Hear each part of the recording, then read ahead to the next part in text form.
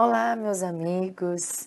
Espero que vocês estejam bem, espero que vocês estejam motivados, entusiasmados a continuarem nessa jornada até a aprovação da sonhada carreira que você deseja seguir.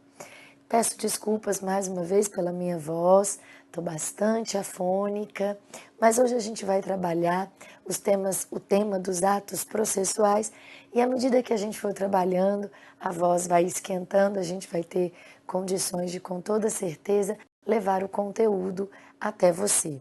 Gente, atos processuais é um tema bastante cobrado, especialmente para as carreiras de técnico e analista. Seja técnico e analista judiciário, que vai atuar aí nas esferas e nos órgãos do próprio Poder Judiciário, ou nas carreiras de Ministério Público, também ali como analista processual, técnico processual. Por quê? Porque especialmente essas duas carreiras, sem excluir as outras, obviamente, mas especialmente essas duas carreiras exigem bastante da dinâmica do processo, porque é a atuação no processo propriamente dito. Então a gente precisa conhecer essa dinâmica. Então, sem mais demora, vamos fazer a primeira questão. Uma prova de 2013 do TJ do Maranhão para a magistratura, que perguntou assim: em relação aos atos processuais, assinale a opção correta. Letra A. Para o início da contagem de prazo processual, é imprescindível a intimação da parte por publicação no órgão oficial, independentemente do fato de o advogado da parte ter feito carga dos autos com ciência inequívoca a respeito, quando ainda pendente aquela publicação. Errado. Errado por quê? Porque quando a gente fala que houve publicação do ato, não significa necessariamente que essa publicação se deu pelo Diário de Justiça. Quando a gente fala em publicação, significa dizer que, naquele caso ali, houve vamos pensar, uma decisão. Essa decisão, uma vez que ela é juntada aos autos do processo, e esses autos do processo estão disponíveis na secretaria daquele cartório, daquela vara, isso significa dizer que o ato já está acessível ao público. Então, aquele ato já foi publicado. Solenemente, nós vamos usar a intimação no Diário de Justiça, porque ela é mais rápida, mais econômica e a gente pode certificar. Mas se, por exemplo, eu, na minha condição de advogada, se eu vou até o balcão, por exemplo, recebo lá os autos do processo e tomo ciência da decisão ali mesmo, nem é necessária. Se for uma decisão que interessa exclusivamente a mim, talvez nem seja necessária a publicação no Diário de Justiça. Eu estou, naquele momento, sendo intimada da decisão. Agora, obviamente que se tiver ali a parte contrária, mesmo eu tendo sido ali intimada, vai haver a publicação no Diário de Justiça, porque a outra parte também precisa ter ciência do ato processual. Mas eu, que já tomei ciência ali, inequívoca a respeito, e estou fazendo carga dos autos, já estou dizendo, vou realizar o ato processual. Por isso, o meu prazo já começa a correr. Ok? Então, letra A, errada. Letra B, a validade da transação extrajudicial realizada pelas partes quanto ao objeto da lide depende da anuência de seus advogados. Não. Se as partes querem fazer um acordo, fiquem muito à vontade para tanto. Elas não precisam, de maneira alguma, que eu, advogada, concorde com o acordo que elas querem fazer. O interesse é delas. Então, podem fazer um acordo extrajudicial e isso independe da nossa anuência de advogado. Letra C. A preclusão lógica, que se caracteriza pela impossibilidade da prática de um ato processual, em razão da prática de um outro ato incompatível com aquele que se pretendia realizar, atinge quanto aos atos que poderiam praticar as partes e o juiz. Perfeito. Por quê? O que vem a ser a preclusão? Vamos começar por aí. Preclusão é a perda da oportunidade de um ato processual.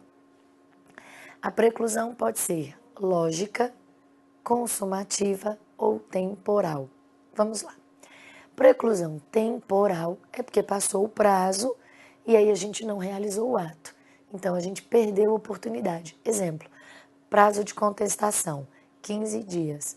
Hoje é o 16º dia desse prazo, eu não contestei, precluída a oportunidade. Preclusão consumativa, esse mesmo prazo de contestação, 15 dias. Mas eu estava com pressa e resolvi apresentar a minha contestação no 10º dia. Eu posso aproveitar esses 5 dias restantes para aditar a minha contestação, por exemplo? Não, porque eu consumei o ato. Isso é a preclusão consumativa. Eu não posso emendar, completar um ato já consumado. E a preclusão lógica, que é a prática de um ato incompatível com outro. Exemplo, sai uma sentença. Essa sentença me condena a pagar uma determinada quantia a você. Quando essa sentença é publicada, eu tenho duas alternativas. Ou eu recorro, ou eu cumpro a decisão. Se eu cumprir a decisão, logicamente, eu não tenho interesse em recorrer. O cumprir a decisão é um fato impeditivo do recurso, de modo que acontece aqui a preclusão lógica. Se eu cumprir a decisão, isso atinge não somente a mim, pela força da preclusão lógica, mas atinge você, que é a outra parte aqui no meu exemplo, e atinge o juiz, porque ele não vai mais precisar apreciar recurso. Ele vai, verificado o cumprimento da decisão, apenas dar cabo àquele processo. Então, a preclusão lógica, que é essa prática de um ato incompatível com outro, que seria uma alternativa, atinge as partes e o juiz. Perfeito. Letra D. O acesso aos autos em cartório é assegurado somente aos advogados e às partes nos casos que envolvam segredo de justiça. Somente é permitido o acesso aos advogados constituídos e às partes. Bom, vejamos isso. O artigo 155 vai falar sobre o acesso aos autos de um processo. Veja, aqui nós temos um ponto e vírgula. Então, o acesso aos autos em cartório somente é assegurado aos advogados e às partes? Não, porque o artigo 155 e o artigo 155 do Código de Processo e o artigo 92 da Constituição vai dizer que são públicos os atos processuais. Qualquer pessoa, em tese, pode ir a um judiciário, a um órgão do Poder Judiciário e pedir para ver um processo, vamos dizer assim, pedir para ver os autos de um processo. O processo é público, é um ato judicial praticado pelo Estado, então esse ato é público. Agora, nos processos em que envolva segredo de justiça, nós vamos ter aqui o acesso restrito aos autos, aos advogados e às partes, mas qualquer outra pessoa interessada pode pedir ao juiz que se expeça uma certidão acerca daquele processo que tramita em segredo de justiça, de modo que a questão fique errada, primeiro pela primeira parte. O acesso aos autos em cartório é assegurado somente aos advogados e às partes? Não, os atos judiciais são públicos. Nos casos que envolvam segredo de justiça, somente é permitido o acesso aos advogados constituídos e às partes, mas o terceiro pode requerer ao juiz uma certidão com o dispositivo da sentença. Então, o artigo 92 da Constituição e o 155 do Código de Processo tornam a alternativa D errada. Vamos avançar. Questão 2, prova do TJDF para analista oficial de justiça. Diz assim: a respeito de atos processuais, julgue os itens subsecutivos. Em se tratando de ações executivas, se o exequente não requerer de outra forma, a citação far-se-á pelo correio. Vamos entender isso aqui. A citação pelo correio é a regra. Isso está no artigo 222 do Código de Processo Civil. De verdade, nós vamos ter 4 formas de citação. Quais seriam elas? Correio, que é por AR, para qualquer comarca do país, oficial de justiça, edital e meio eletrônico. Por que é mais fácil usar a regra da citação pelo correio? Porque a gente pode, aqui da nossa cidade, da nossa comarca, da nossa circunscrição, enviar uma citação para qualquer lugar desse país por meio de AR. Muito mais prático, muito mais simples. Mas o artigo 222, além de dizer que a regra é a citação pelo correio, vai trazer as ressalvas, aqueles casos em que a citação não acontece pelo correio. Vai dizer o artigo 222, a citação far-se-á pelo correio, salvo quando o réu for incapaz, nas ações de Estado, ou seja, quando mexe com Estado civil, parentesco, capacidade, são todas ações de Estado. Quando for ré, a fazenda pública, nos processos de execução. Então, nos processos de execução, a regra é que a citação seja feita por oficial de justiça, que leva o mandado e diz para o devedor: devedor, você está sendo citado e você tem 3 dias para pagar, porque é assim que acontece no processo de execução. Mas observem, se for execução fiscal, Lei 6.830 de 1980, onde a fazenda é a autora e está executando o contribuinte, aí a gente pode ter a citação pelo correio, mas execução fiscal. Agora, nas execuções de título, ou seja, eu tenho um cheque e vou ajuizar uma ação de execução contra você, você vai ser citado para pagar no prazo de 3 dias. A regra é a citação por oficial de justiça. Portanto, questão 2, errada. Questão 3, prova também do TJDF, oficial de justiça, perguntou assim: no que se refere a prazos e atos processuais, julgue os itens a seguir, com base no que dispõe o Código de Processo Civil. O documento adequado para a requisição de atos processuais à autoridade estrangeira é a carta de ordem.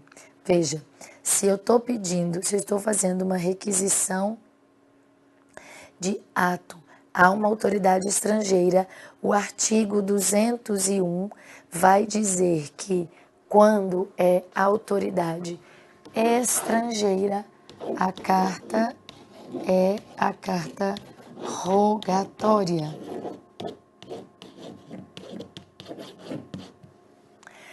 A carta de ordem, por sua vez, diz o mesmo artigo 201, é quando uma instância superior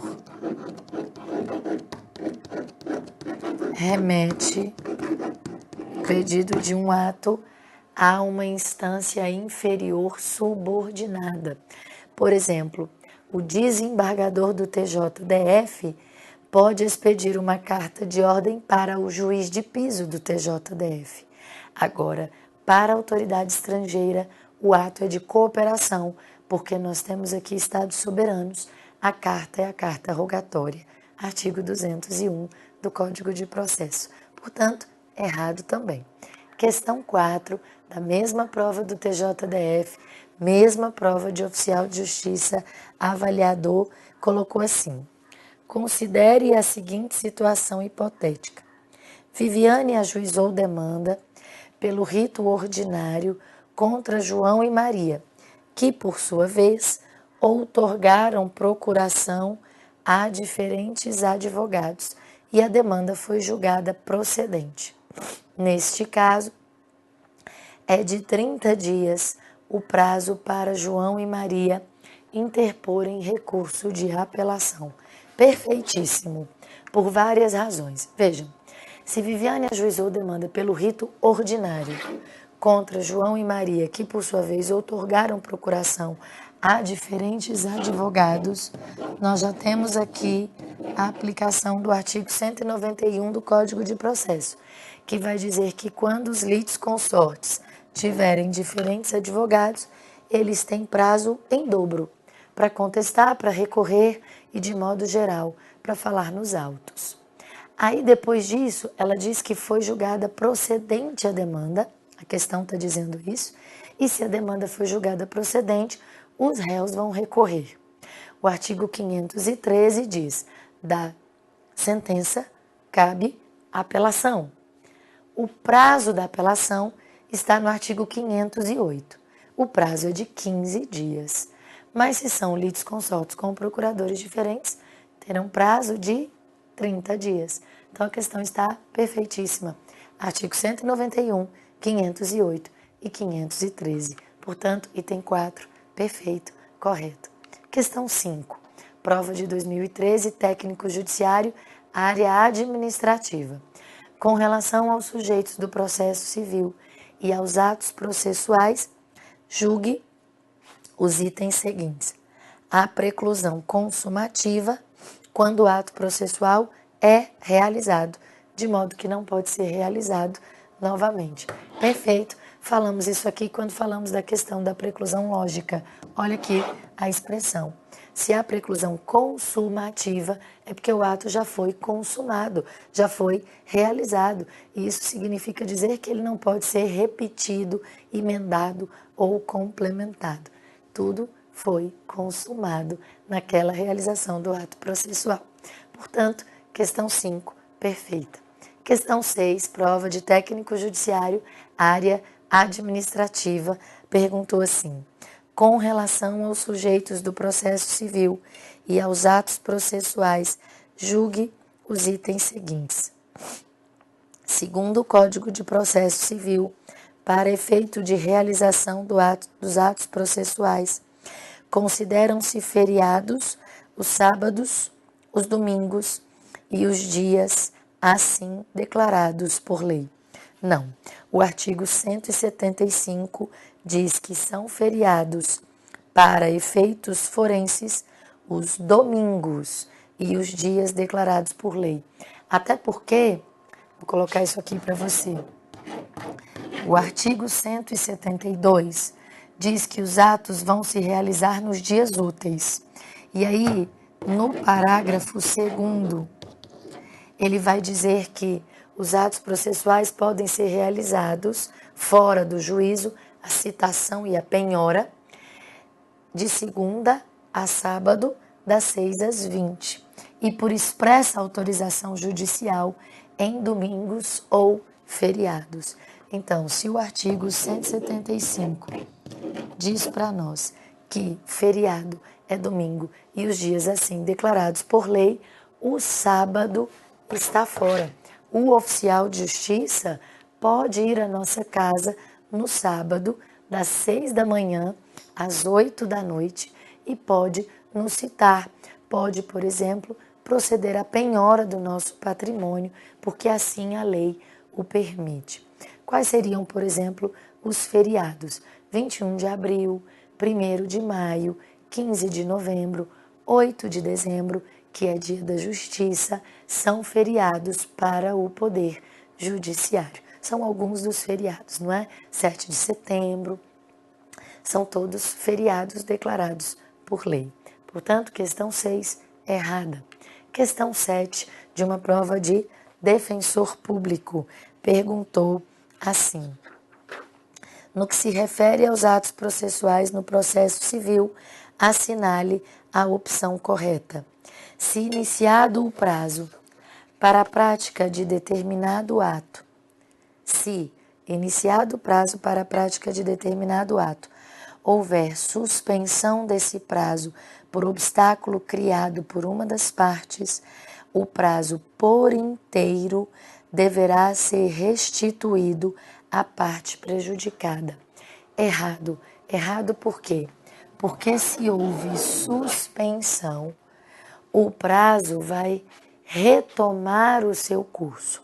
Vamos pensar o seguinte: a gente tem lá no artigo 306 do Código de Processo que quando o réu oferece, por exemplo, uma exceção de incompetência, suspende o processo até que a exceção seja definitivamente julgada. A exceção de incompetência é apresentada no prazo de resposta, e o prazo de resposta é de 15 dias. Se eu, porventura, apresentei a minha exceção de incompetência no 10º dia do prazo, quando voltar a correr, já que estava dizendo que suspende, eu só tenho 5 dias restantes. Eu não tenho uma restituição do prazo. Zerar o prazo é interromper o prazo, mas suspender é só dar um pause. E aí, quando ele voltar a correr, ele continua de onde parou. Portanto, letra A, errada. Letra B, vamos ver? Na classificação dos atos processuais, considera-se próprio o prazo previsto para apresentação de contestação pela Defensoria Pública e reputa-se impróprio o prazo para a apresentação do parecer final pelo MP ao atuar como fiscal da lei. Certinho. Vamos entender isso. O prazo próprio é aquele prazo que, se não cumprido, a gente vai sofrer preclusão. Por exemplo, está dizendo ali a questão, prazo de contestação. Qual é o prazo da contestação? 15 dias. Passou o prazo, eu perco a oportunidade de realizá-lo, porque é um prazo próprio. Mas o que seria, por exemplo, um prazo impróprio? É aquele que, se não cumprido na data ou dentro do prazo estipulado em lei ou pelo magistrado, não gera nenhuma preclusão. Por exemplo, o artigo 280 do Código de Processo vai dizer que o juiz proferirá a sentença no rito sumário em audiência, desculpem, ou em 10 dias.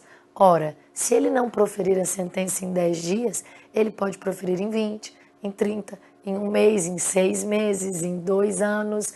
O que importa é que ele profira a sentença. Ele não perde a oportunidade de realizar o prazo processual.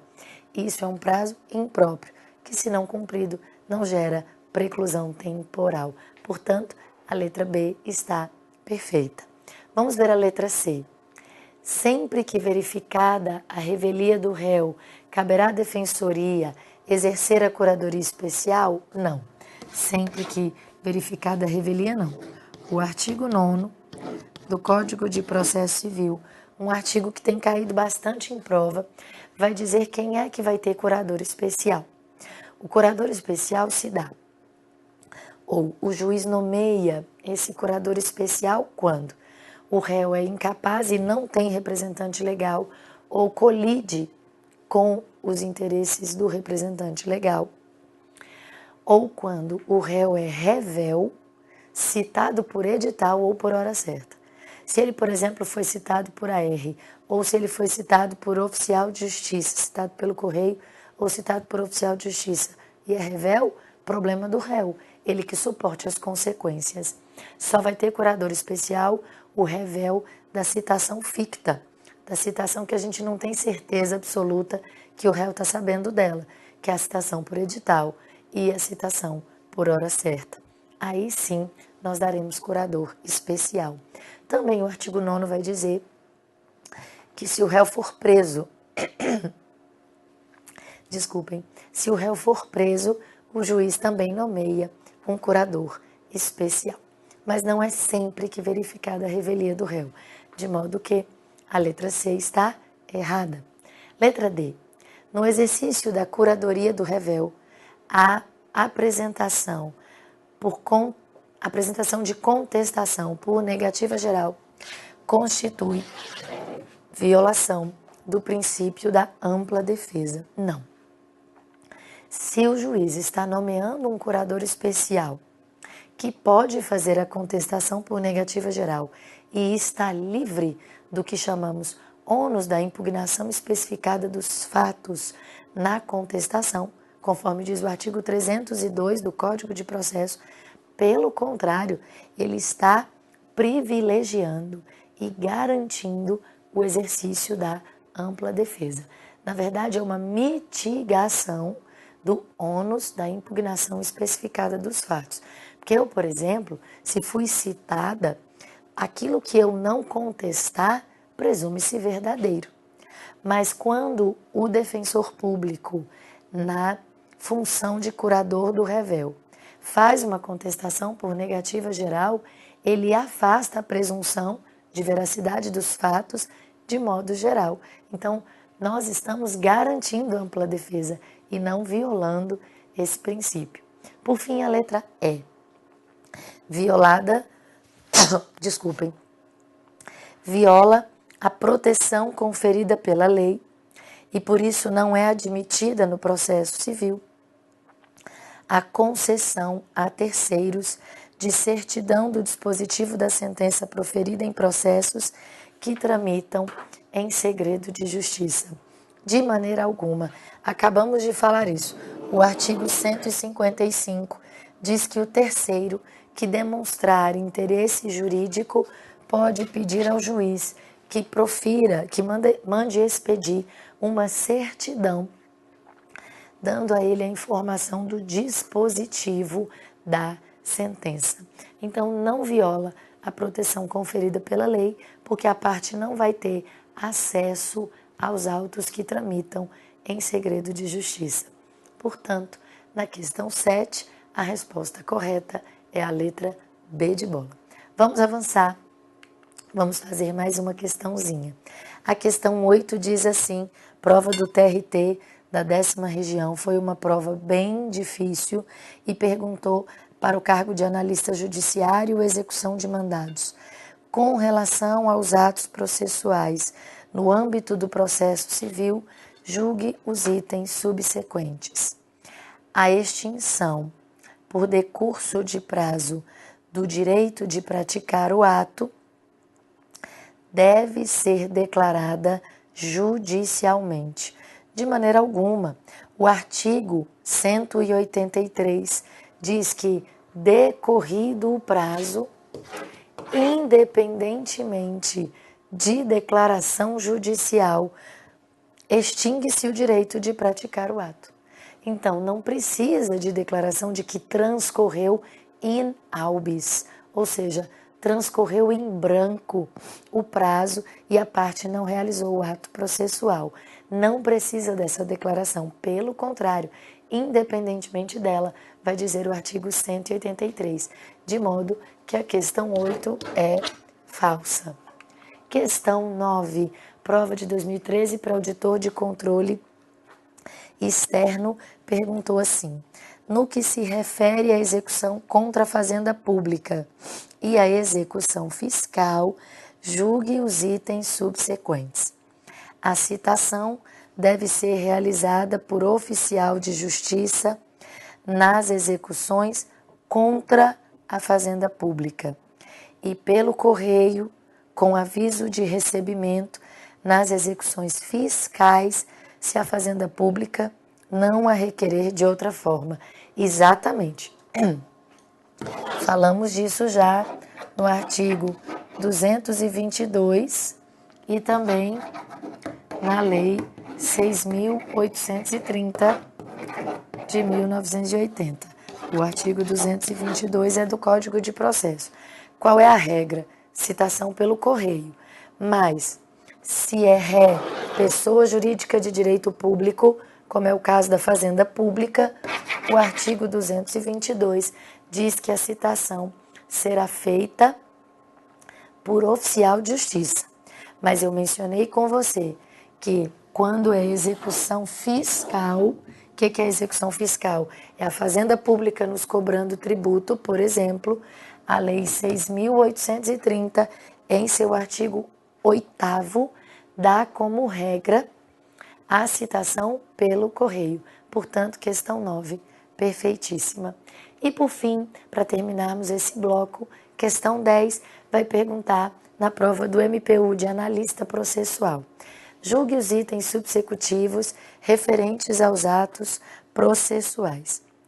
Efetuada a citação por hora certa pelo oficial de justiça, o escrivão enviará comunicado ao réu, como última tentativa de fazer com que ele tome ciência da demanda. Certinho até aqui. A citação por hora certa, como é aquela em que o oficial de justiça buscou o réu 3 vezes, suspeita que ele está evitando o ato citatório, aí ele intima uma pessoa para que comunique o réu que no dia seguinte o oficial de justiça vai voltar lá para realizar a citação, e se o réu não estiver lá, aí ele dá o réu por citado, a gente não tem certeza absoluta que o réu está sabendo. Então está dizendo que o oficial de justiça que efetuada a citação, o escrivão envia o comunicado. Isso também está no artigo 228. A ausência dessa comunicação, segundo a jurisprudência do STJ, não será causa de nulidade. É exatamente o contrário. A jurisprudência do STJ diz que a ausência desse comunicado será causa de nulidade, ok? Então, essa questão 10 também fica errada. Por enquanto é isso, meus amigos. Espero que vocês tenham aproveitado bastante. Trabalhamos vários dispositivos diferentes. Vocês viram que alguns dispositivos se repetem. No mais, eu vou